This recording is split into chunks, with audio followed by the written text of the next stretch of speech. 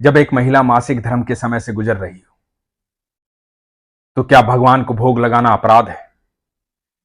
गलत है। जो महिलाएं लड्डू गोपाल की सेवा करती हैं उनके मन में यह प्रश्न हमेशा आता रहता है कि उस समय में क्या करें, भोग लगाएं कि नहीं लगाएं। यह प्रसंग बड़े ध्यान से सुनिएगा, यह आपके प्रश्न का उत्तर है। हरे कृष्ण दोस्तों, मैं हूं अनुज शर्मा, पंचकुला में रहने वाली कुसुम शर्मा ठाकुर जी की अनन्य भक्त है। पिछले 6 साल से लड्डू गोपाल की सेवा करती है। हर साल जन्माष्टमी बड़े धूमधाम से मनाती हैं। आसपास की महिलाएं पुरुष इकट्ठे होते हैं, भगवान का जन्मदिन मनाया जाता है। ठाकुर जी की अनन्य भक्त है, बेहद प्रेम करती है ठाकुर जी से। 6 साल से ठाकुर जी की सेवा कर रही थी। मन में कभी कभी प्रश्न आता है कि ठाकुर जी की अनुभूति हो जाए, पता लग जाए मेरे कन्हैया मेरे पास रहते हैं। तो एक दिन हुआ यूं कि इनके मासिक धर्म का समय चल रहा था। जनवरी का महीना था, पंचकुला में बहुत ठंड होती है। ये चाय पी रही थी। लड्डू गोपाल दूर बैठे हुए थे। मन में भाव आया कि मुझे ठंड लग रही है, मैं चाय पी रही हूं, तू मेरे लड्डू का भी तो मन हो रहा होगा ना दूध पीने का। गरम गरम दूध पिलाती हूं, ठंड बहुत है। मन में यह प्रश्न तो था कि अभी मासिक धर्म चल रहा है, लेकिन उससे बड़ा भाव यह था कि मेरे लड्डू को सर्दी लग रही है। तो शरीर की समस्या को भूल करके भाव में बह गई। बादाम का दूध बनाया, लड्डू गोपाल के पास आई और लड्डू गोपाल को चम्मच से दूध पिलाने लगी।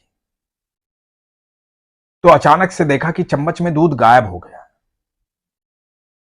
तो मन में आया कि शायद चम्मच टेढ़ा हो गया, मुझसे गलती हो गई है, पोशाक गंदी हो गई होगी। तो लड्डू गोपाल की पोशाक को देखा, कहीं भी दूध की एक बूंद भी नहीं गिरी थी। फिर से चम्मच में दूध लिया। कुसुम जी बताती हैं कि चम्मच में बादाम ऐसे ही रह जाता था, दूध पूरा गायब हो जाता था। कई बार दूध पिलाया। भगवान ने अपनी अनुभूति करवा दी कि मैं तुम्हारे साथ हूं, हर समय साथ हूं, और हर समस्या से, हर चीज से बड़ा तुम्हारा भाव है, तुम्हारा प्रेम है।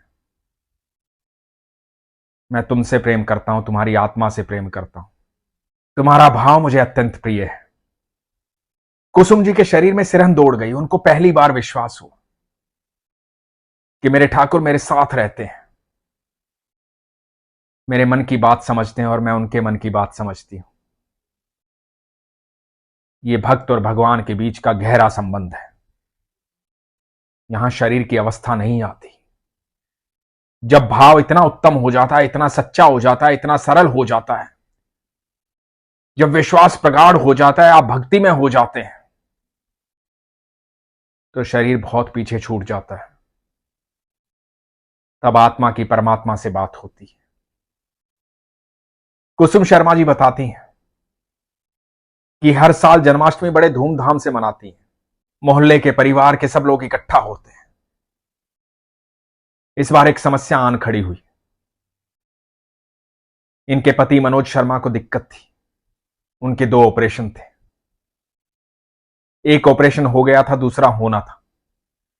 दूसरे ऑपरेशन के लिए डॉक्टर्स ने कहा कि करीबन करीबन 3 महीने रेस्ट करना पड़ेगा। यह बात सुनकर ही कुसुम शर्मा दुखी हो गई।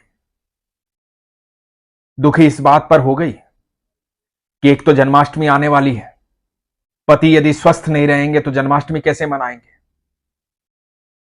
और जन्माष्टमी तो बड़ी धूमधाम से मनाती हूं, मेरे कन्हैया का जन्मदिन है। उनको चिंता थी कि 3 महीना रेस्ट करेंगे तो घर कैसे चलेगा। कमाने वाले अकेले हैं, सब देख रेख इनके पति ही करते हैं,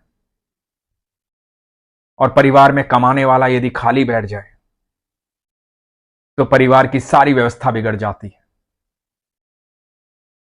सारे परिवार को सुचारू रूप से चलाने के लिए एक व्यक्ति मेहनत करता है, धन कमाता है, उससे पूरा परिवार चलता है। 3 महीने बहुत होते हैं, सारी व्यवस्था बिगड़ सकती थी। ये दोनों चिंताएं मन में चल रही थी, लेकिन हद की बात यह थी कि कुसुम के मन में सबसे बड़ी चिंता यह थी, मैं जन्माष्टमी कैसे मनाऊंगी। ये 3 महीने का रेस्ट भी देखा जाएगा, पर जन्माष्टमी कैसे मनाऊंगी। मेरे प्रभु साथ रहेंगे तो सब कुछ ठीक कर देंगे, लेकिन उनका जन्मदिवस मनाना है, वो जरूरी है। इसी चिंता में थी। चिंता में रहते रहते भी जन्माष्टमी से 10 दिन पहले सारा सामान ले आई, भगवान के जन्मदिन की व्यवस्था कर दी कि देखते हैं ईश्वर क्या करते हैं। इतने में ईश्वर इनके पति के एक मित्र को पंजाब से भेजते हैं। पंजाब से मित्र आता है, समस्या पूछता है, समस्या बताते हैं। वो कहते हैं कि अपनी रिपोर्ट्स दिखाओ, मैं वहां के डॉक्टर्स को दिखाता हूं। मित्र पंजाब जाते हैं रिपोर्ट्स को लेकर के। इधर कुसुम शर्मा भगवान से प्रार्थना करती है कि प्रभु चाहे कुछ भी हो, मुझे आपका जन्मदिन मनाना है। अब आपको देखना है कि यह व्यवस्था कैसे होनी है, कैसे करनी है, सब कुछ ठीक ठाक रहे, पति भी स्वस्थ हो जाए और आपका जन्मदिन भी मनाऊं। मेरी बड़ी इच्छा है। अपनी इच्छा भगवान के सामने रख दी। इधर जो मित्र पंजाब गए थे रिपोर्ट्स लेकर के, वो आते हैं और वो कहते हैं कि ऑपरेशन हो जाएगा और सिर्फ 15 दिन रेस्ट करना पड़ेगा, और जन्माष्टमी से 2 दिन पहले ऑपरेशन होता है।